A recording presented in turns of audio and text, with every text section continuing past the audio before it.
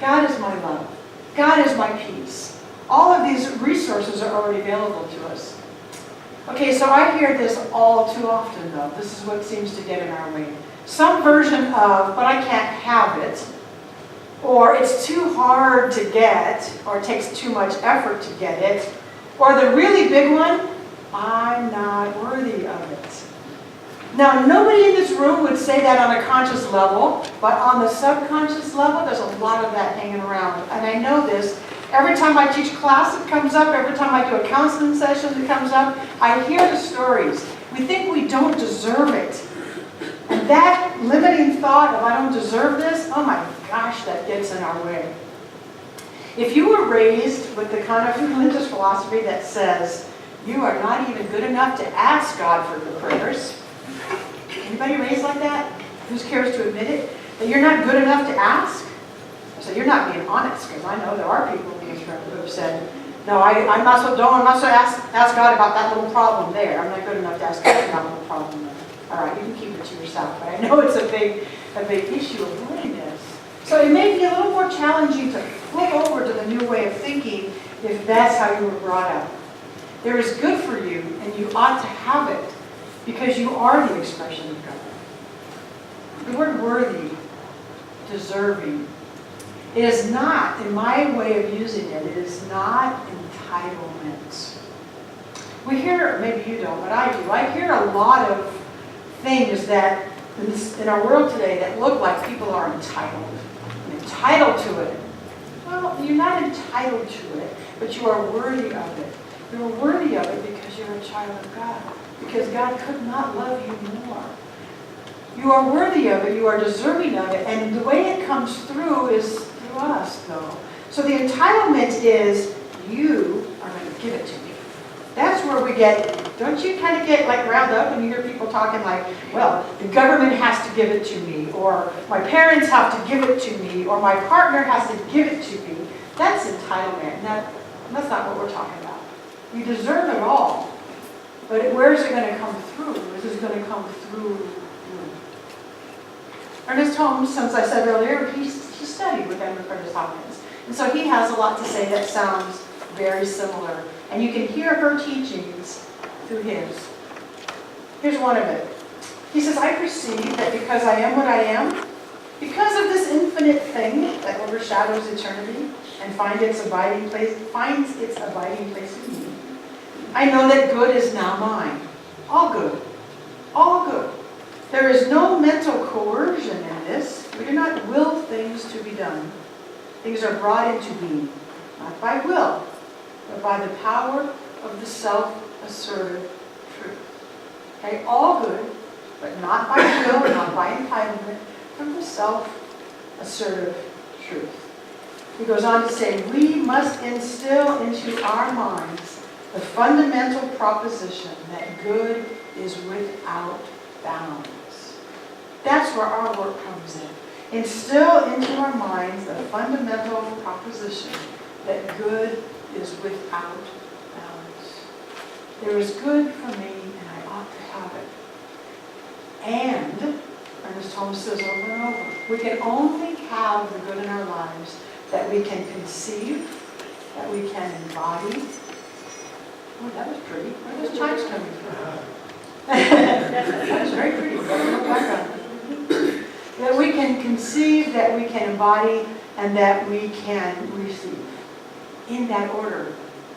What was the first one? Conceive. Conceive. Here's another one that ends in IEV. Believe. Believe. We must believe it, conceive it. That starts first in consciousness. We must embody it. So we move it from, okay, I know this, to now I'm living this.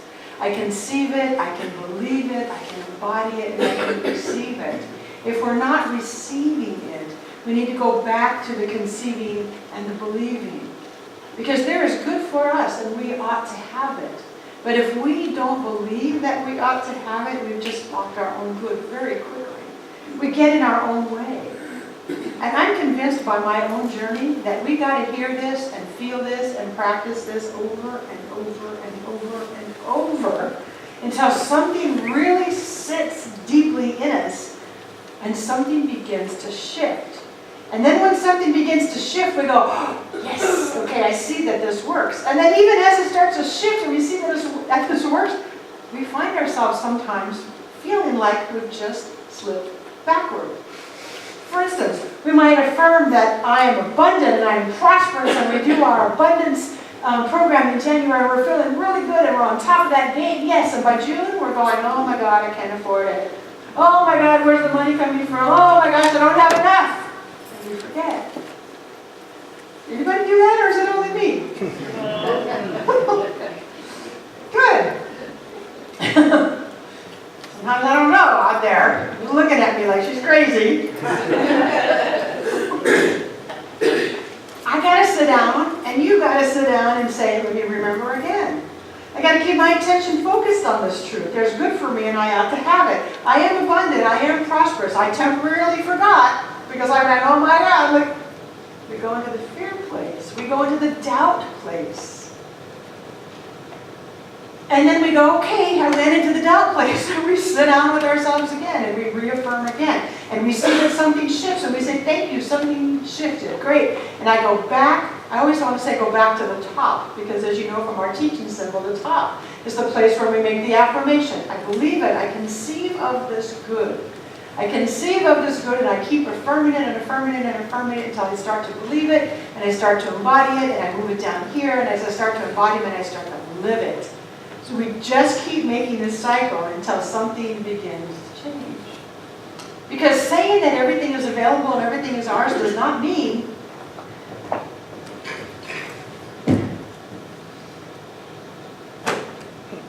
it's going to just fall in our lap. Like we're going to just sit here and go, okay, it's mine. We have to take some action, and the action begins in our consciousness, doesn't it? We have to take the action. First, see it here.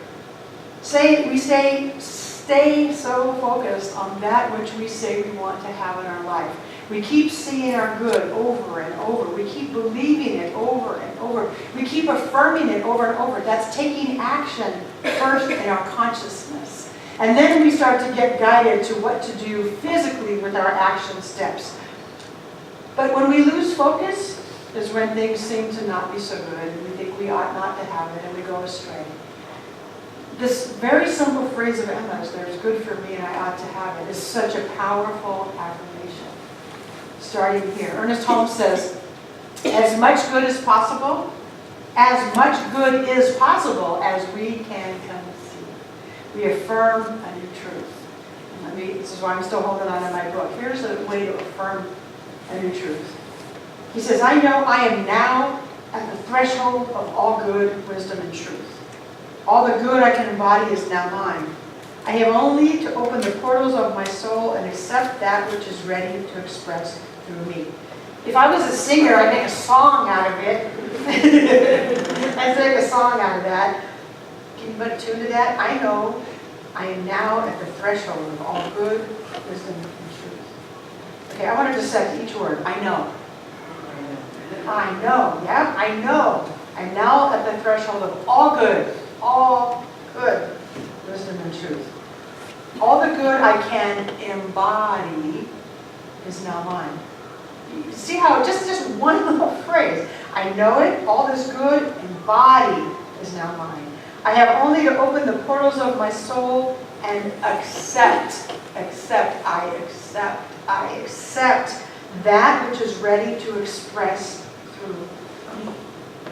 Sometimes I wish I could have you see all this, because those of you who need to see the words, I didn't put it on PowerPoint this time, but it's so powerful just in that one phrase. There's good for me and I ought to have it, and I know this truth, and I'm ready to let all this goodness come through the portals of my soul, but I have to accept it, and I'm ready to accept it right now. That's what we're saying. There's good for you, you ought to have it, yes, but you must believe this and affirm this, and then give thanks when it starts to happen. There's another point I wanted to make about this idea of there's good in this world. We must look for it. We must look for good. And when times are challenging, we must really look for the good. When things